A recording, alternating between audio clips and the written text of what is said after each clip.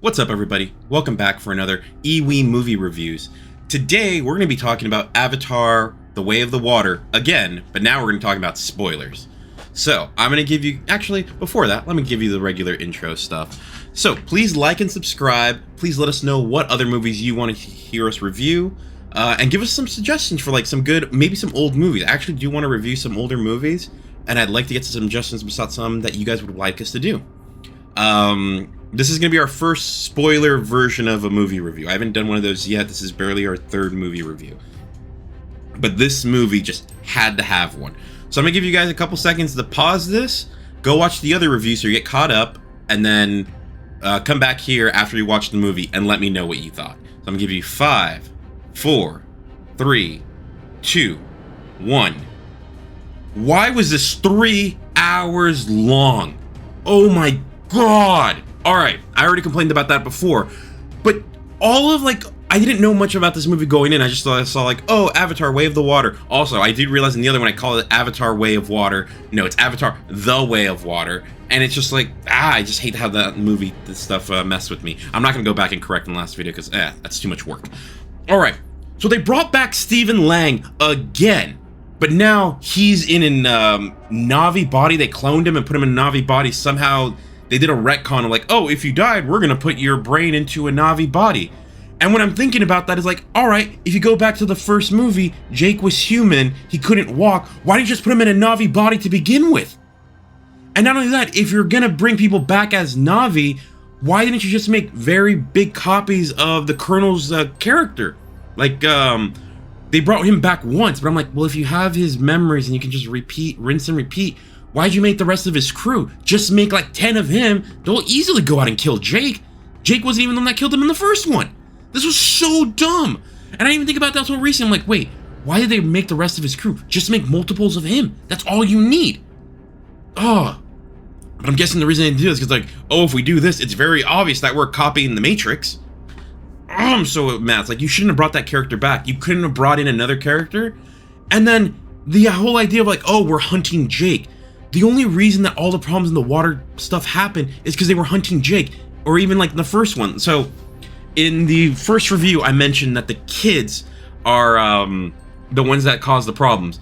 So whenever the Colonel actually gets close to getting Jake, what he ends up doing is he ends up finding his kids. And I'm just like, how are these kids always getting found? Why do they keep using the kids as a story point? This makes little sense. It's bad storytelling. It's like you always have the damsel in distress, but you use her like 10 times in the same movie. And yeah, I'm drinking for this review because this is, oh my god. And I'm looking at the plot right now on Wikipedia. Alright, so I said that, so I already revealed who the Colonel, Stephen Lang's character is. He's the Colonel brought back, but now he's in a Na'vi body. He knows that his human self died. And he's like, and he even acts like, oh, I'm not him. Alright, and they retcon the new character. So there's this, if you've seen the trailer, there's like this Tarzan looking guy that's hanging out with the Na'vi. He turns out to be the Colonel's son. That apparently was like believed to be in the first movie. They're like, oh yeah, you couldn't send the baby back. I'm like, the Colonel was like, he looked like he was pretty old. You're telling me he had a kid while he was over there? It wasn't like the Colonel looked like he was like 20. The dude was like looked like he was in his 50s in the first movie. Maybe I'm really wrong with Stephen Lang's age, but I think he's in his 70s. So he would have been in his 50s in that movie. I'm just like, what's going on? This whole thing was just like, And it was like, it looked like an excuse to bring him back because they couldn't think of a new character. They couldn't figure out a plot device. Like, oh, why would someone want to kill Jake?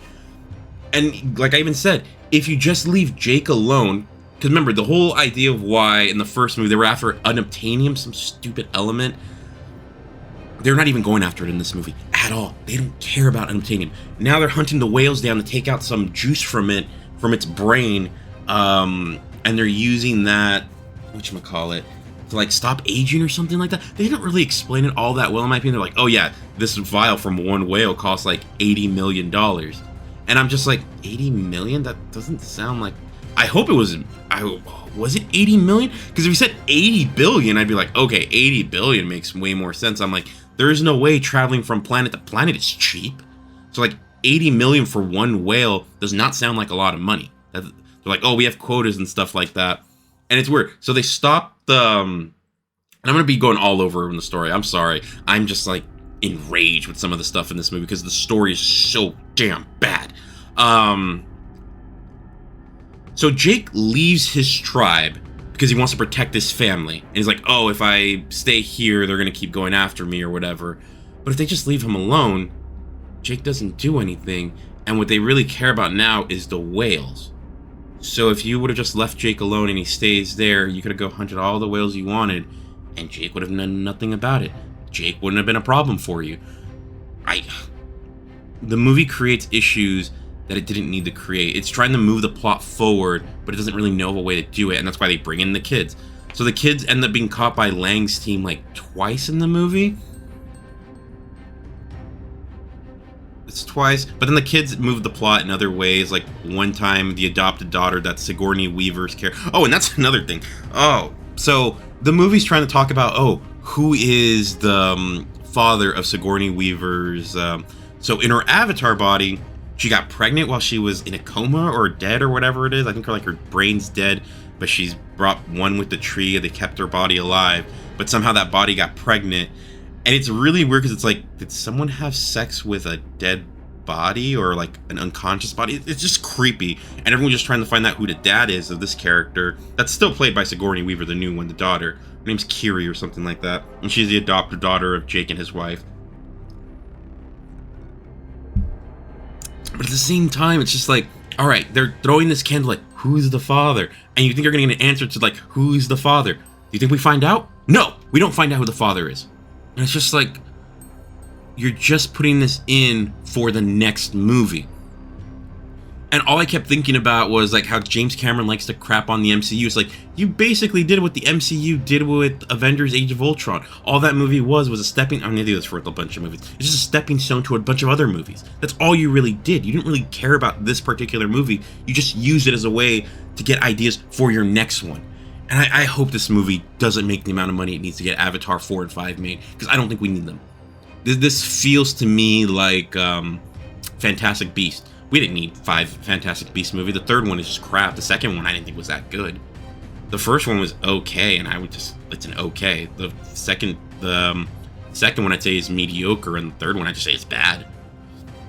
And with this one, like, if you saw the other video, I gave this one a 6 out of 10, and now that I'm thinking about it, so what ended up happening was one of my friends, when I described the movie to him, I told him I liked the movie, which I do like it, but he kept saying, you're very negative on this movie. Not thinking about it, I was like, yeah, I am very negative, because the story's not that good. It didn't seem like they put as much thought into the story as they did the visuals. The visuals, you can tell they put time and effort and care into it, but the story is just like, whatever. I waited 13 years for this story. At best, you should have just redone the first movie completely like Incredibles did. And they did just as much time. I think there was 14 years between movies. Alright, so I'm trying to think back of everything I've ranted about so far. So we don't find out who the father of Kiri is. For some weird reason, the youngest daughter gets into issues multiple times in this movie where she gets caught by the humans, the sky people. And it's just like, after the first time that they got caught, you would think they would never put the little one in any type of danger ever again. But yet she ends up getting in danger again. It's just like, come on, like, you can't make me think this is gonna happen again. And they do this running theme where, like I said, there's 4 kids. One of them's the adopted, Kiri. Tuck, I think, is the name of the youngest one. Excuse me. I cannot remember the name of the other 2 sons. Loak and Natium? I'm reading it off YouTube. I'm sorry if I'm getting these pronunciations wrong. Alright. So at the beginning of the movie, they're doing a raid on a train or whatever for the humans, and the Na'vi are stealing weapons from them. And Jake's 2 oldest sons, they end up getting in trouble because they're supposed to be patrol. But then one of them has a stupid idea to go try and get guns or whatever, even though they're taking the guns out regardless. And the second son almost gets the first son killed. And already you're getting this weird thing because the way that they're treating the first son, the oldest, it's really weird. So the oldest son is weirdly not a hybrid like the second son, even though same father. But Jake, since he's in the Avatar body, he has the 4 fingers, these 4 fingers plus the thumb. while a normal Na'vi only has like 3 right here and the thumb. But yet the oldest is like a normal, like his mom, but yet the other ones are hybrids.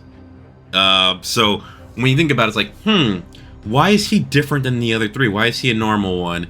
And my entire thing is like, when you showed, oh, the second son almost got the oldest one killed, I'm like, just wait, he's probably gonna get, like, since this is the middle movie, it's like they're like I said, Neo has his moment where like something happens at the end of the Matrix 2. I'm like, oh, something's gonna happen to the oldest son. Also, you have 4 kids. It's like one of them is probably expendable. And sure enough, by the end, they killed the oldest son. And I was just like, yep, because he was, when the oldest son didn't get the girl, or wasn't the one that the girl was interested, you kind of knew something's up here. Why is he not getting the attention? Because usually in most movies, it's the oldest child that gets the attention. Weirdly here, it wasn't. So I'm like, something's up, something's up. And sure enough, they kill him. And they try to give you like this emotional thing of like, oh, he died, and it ends up being his brother's fault and all that. And then the brother tries to help out and stuff like that. But it just, for me, it didn't work. All right, trying to go back in my thoughts. All right, and when they brought back the Colonel, and now that they had the son, my entire thinking is like, why is the son here? Why is the son here? Because this character really isn't needed. All he really did was he taught the Colonel how to do the stuff of the Forest Na'vi, but it's like, well, they're in the water now, so the Forest Na'vi stuff really isn't all that important. Sure enough, there was a reason for it, and the reason was, at the end, Jake and the Colonel have their fight, right? Because of course they're gonna have their fight. It's obvious it's gonna happen. And Jake wins the fight, and the Colonel's gonna die. He's in the water, but the Na'vi can handle being underwater for a lot longer than humans. They make it very obvious that a Na'vi body is way better than a human body, which I'll come back to in a minute. So, the Na'vi body, he was able to survive. I guess he drowned, but he didn't fully die. Or he was drowning. He was still, they find a way to breathe in water for a certain amount of time. So the Colonel's still alive, and Spider, his biological son from when he was a human, ends up saving him. And I'm just like, of course this is why Spider's here. He can't let his dad die. Even though it's not his original dad, the memories are all there. And I'm just like, so you brought back the Colonel, and he's going to be the villain, the third one. And it's like, you're basically doing the Matrix all over again. Neo can't kill Mr. Smith, so Mr. Smith comes back again and again. And I don't know, it already feels like, oh, the whole thing that they're going to end up doing is because of what Spider did in the third movie, the Colonel's probably going to turn a new leaf, and now he's going to be on their side or something like that. Like I said, I'm not liking this because I think this is a stupid story. I don't think it's good writing, especially when you have one of the greatest visuals I've ever seen in a movie. I'll admit it, it's beautiful. But you give it this story. I'm like... And then they do like the love thing between, oh, the Water Na'vi and the Forest Na'vi, the second son and the princess of the Water Tribe. And yeah, it's kind of like, oh, something's going to happen between them. But I'm also like, I don't care. This is such a long movie. I don't care. They do have some like really messed up scenes though, where like you see them hunting the whales. Because I even said like what they're after is the goo inside the whales. And it's just like, they made me care about the whales, but at the same time, it's like the way that the villains were using the whales, like, you guys could have gone away with all of this easily. The villains made it seem like, oh, Jake is the priority, when the reality is, Jake should have never been the priority. Jake left. Jake made things easy for you. Why did it matter? But no.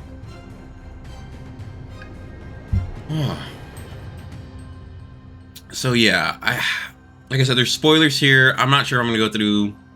So here's the easy way of me going through the plot of this movie, spoilerish.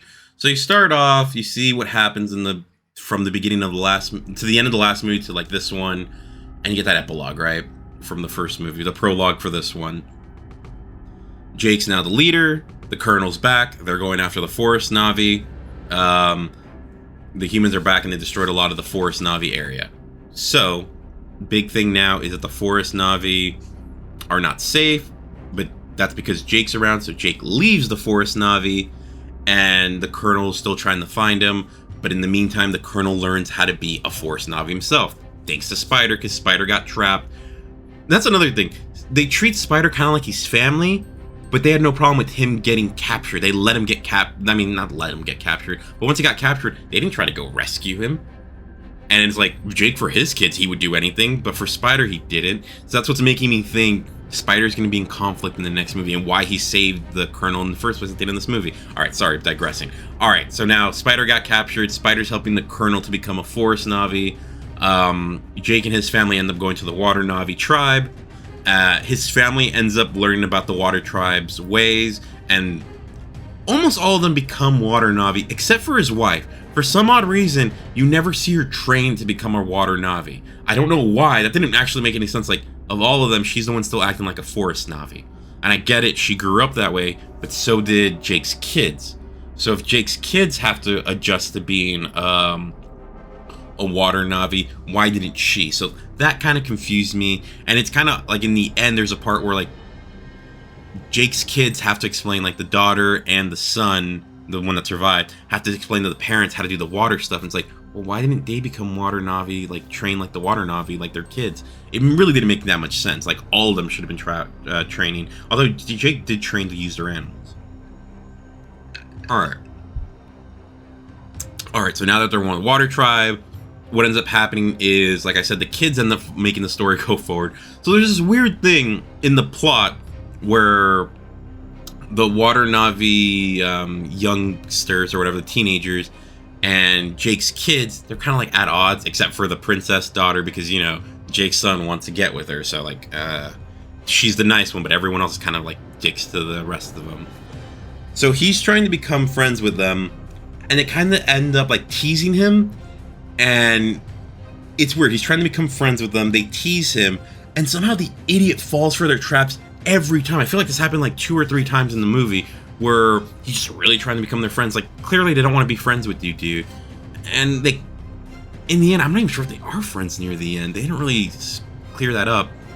Oh, actually they did. They all tried to go save him. Okay, I take that back. They did try and go save him. I'll get to that. So they're going to a hunting ground to hunt animals or food or something like that. And it's just 4 kids. 3 of the tribe ones and the second son. And you think, you kind of know, like, oh, they're setting them up, but there's an animal there that's going to try and kill him. Or they know there's an animal there that will try to kill him. And it's kind of like, that's not a prank. That's really messed up. They're trying to get him killed. And luckily, one of the whales ends up showing up and they save him. But you find out this whale's an outcast because it killed in the past or something like that. And there's just some weird stuff where it's like tribe stuff that doesn't really make sense to me, because I think that's kind of dumb how they had it. But at the same time, I think that's my American side just not being good to other places' cultures and stuff like that. So I'll admit, that's probably on me, where I'm like, this just didn't make sense to me of why he got an outcast because he tried to avenge his mother or something like that. And most of his clan's people got killed because of the whaling people. All right, so he's made friends with this whale. He ends up going back to his tribe because the whale saved him. And instead of calling out the chief's son that was the one that screwed him over and tried to get him killed, he covers for him. And I'm just like, whoa, he didn't do a prank, dude. He tried to kill you. That's not a prank. You should not let this go. But I guess in the end, that kind of makes them... I don't get it. I'll be honest. I didn't get it. It wasn't for me. And I'm sorry if this review's going long. I just had to rant about this movie, so I apologize for that. But, all right. So, let's see. The whale stuff happens. Eventually now, the regular whales, remember, the other one's an outcast. The regular whales show up, and you kind of see that the 2 tribes, the tribe and the whales, are like very close, or like they're spirit friends or spirit family. And it was really cool to see. I'll give them that. That was actually a really cool moment. I really enjoyed that. All right. So eventually, what ends up happening, because you know they use the kids to move the story, Kiri, the adopted daughter, Sigourney Weaver's biological daughter, ends up connecting to like the home tree or whatever. Remember in the first one was like this great tree, apparently goes through the entire planet. There's like a conduit inside the water as well that they end up finding, and she goes through a seizure. And instead of using the tribe stuff to help her out, Jake sends out a call to his friends, the human friends that he still has, to come help her out. Remember, the ones that stayed behind once the other sky people left. They're still around. So he calls them to come help him out. And they end up trying to help out Kiri, but they end up saying that she can't connect to the tree again because she'll have a seizure or something like that. And I'm like, all right, but Jake just gave away his position. Why didn't they try out the Water Tribe stuff? Because in the end, the Water Tribe stuff ended up helping her. So it's like, all right, you kind of did this. You should have done the Water Tribe stuff while you were still waiting for them to show up. But no, she doesn't. Plot-wise, it doesn't make any sense. All right, so because he made that signal, now Lang's, the Colonel's people know, oh, they're near the Water Tribes. So now they're by the Water Tribes as well. So like I said, they use the kid to keep the story going. And then the way that the bad guys end up trying to get Jake's attention is now they're killing some of the water animals and stuff like that. They haven't killed any Na'vi, but they're killing animals. And it's just like, you know, if you were nicer to them, if you don't go as a threat and you actually like talk to them, just say, hey, I'm looking for this guy because I'm trying to get his attention, you probably would have gone to him a lot faster than trying to start a war. And I don't know, it just seemed like they were using plot devices that just didn't make sense. Like, I just didn't get it. It's like there was other ways of doing this that would have worked a lot easier. Eventually, Spider notices that his dad's an asshole and stuff like that. But at the same time, Spider is still confused. He doesn't know if he's Na'vi or human. He's having issues with who he is, even though his dad's now a Na'vi. All right. So moving on from there, eventually, what ends up happening is he doesn't actually find Jake's tribe. What ends up happening is that they accidentally find, because they're hunting the whales, they find a lonely whale, and of course it's the son's whale that he's become friends with. After they've killed a bunch of other whales. So they've already killed a lot of whales, so Jake's Water Tribe's already pissed and wants to fight. So once they know that they want to fight or whatever, Jake's son the second son ends up going to talk to his whale friend to try and get him to get the hell out of there. And it's not a good idea in my opinion, like the way they set it up. But I will say the whale was found by the bad guys. But if Jake's son isn't there to save the whale, then whatchamacallit, the Colonel's people don't ever get to him. So it's a weird, like, you're using the kids again to get the plot going. Eventually Jake gets there and they've captured two of Jake's kids, and they also captured the princess. And of course Jake and them are going to go fight. And who ends up being the one that helps save the day? Well, the son's whale friend, because of course they had to use him in some way. Again, he's not the nicest whale because he's just like, no, my friend's in trouble, I'm going to help him. I still don't get why he was an outcast from his group. It's like, no, he's trying to be a protector. He's being a good person. I really felt bad for this whale because I'm like, oh, you kind of make him seem like he's a dick for what he did, but he didn't really do anything wrong. Which the movie even clarifies, like, yeah, he didn't do anything wrong. All right. So now what ends up happening in the plot is, all right, the whale's helping them. Jake and the other water Na'vi are able to save the captured people eventually. But I think the daughter gets captured again, and so does Kiri. And it's just like, why do they keep getting captured? Again, why is the youngest daughter getting into these troubles multiple times? Why is she near trouble? She's a little kid. She shouldn't be out there. She should just stay in the tribe.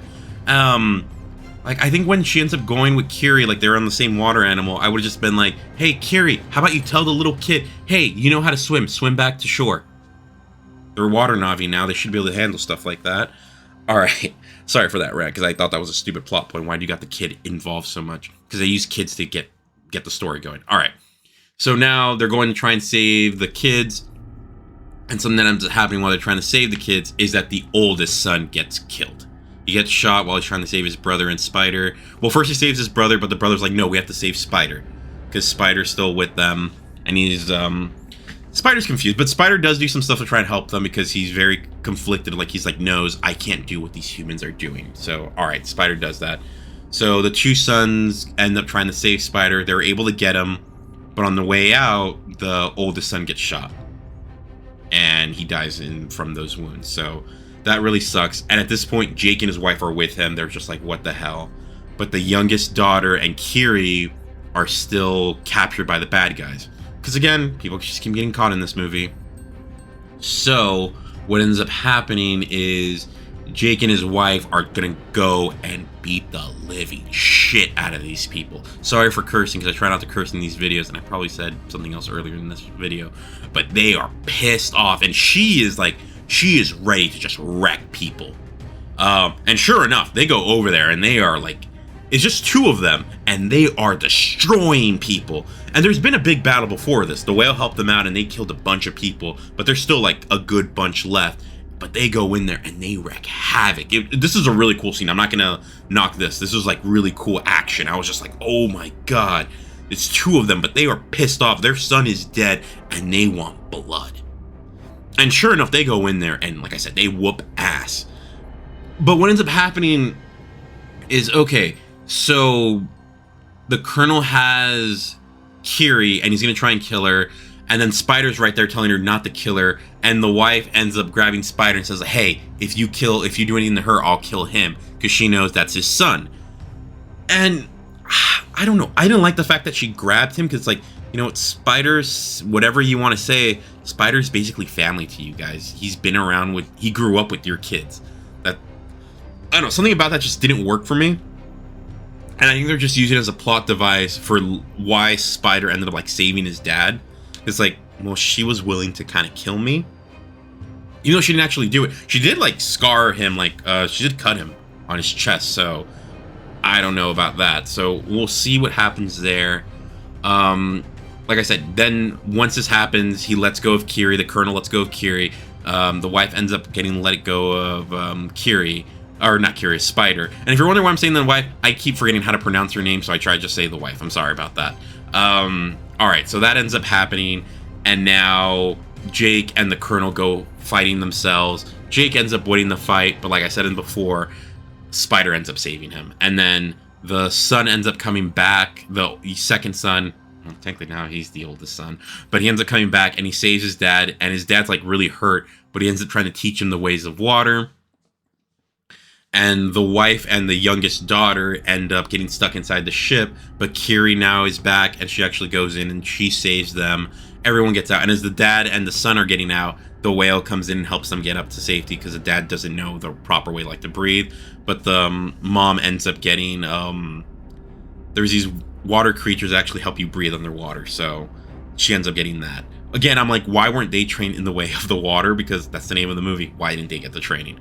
Alright. So then Spider now saves his dad. The dad goes away. The Colonel's gone. We don't really know what happens to him, but we'll see him again in the next movie. Spider goes back with the rest of them. They have a ceremony for the son, like his funeral. And I think that's around how the movie ends. We just know, like, oh, they're not now part of the Water Tribe. They were going to leave, but the chief of the tribe tells them, no, you are one of us. So I'm hoping that means we don't go to a fire clan in the next movie, because they call this one Avatar: The Way of Fire. I'm going to be pissed, because it feels like they just stole that name from Avatar: The Last Airbender. Oh, and oh my god, this is a long video. I'm sorry, guys, for how long this is, but that's basically the plot of the movie. Like I said, it's not that good. It's not a good plot. Sorry for this long spoiler review. I'll try to make sure none of the ones in the future are that long, but this was a 3-hour movie, so there was so much to cover. Again, thank you for watching. Please like and subscribe to the channel. Please leave your comments below. Let me know what you thought of this movie, and if you thought I was too overcritical about this movie. Like I said, the visuals were great, but I didn't care about the plot. And you even hearing about the plot, come on, the plot was not that good. You have to admit, it was a subpar plot. And like I said, I gave the movie a 6 out of 10. That was a score. That's my official score now. So yeah, let me know what you guys thought, and let me know what you want me to review next. Whether or not you want me to do spoiler-free videos like this again, spoiler videos like this again, or if you just want me to do spoiler-free. Let me know, because that actually helps me decide what content to actually make. Alright guys, thanks for watching, and I'll see you next time.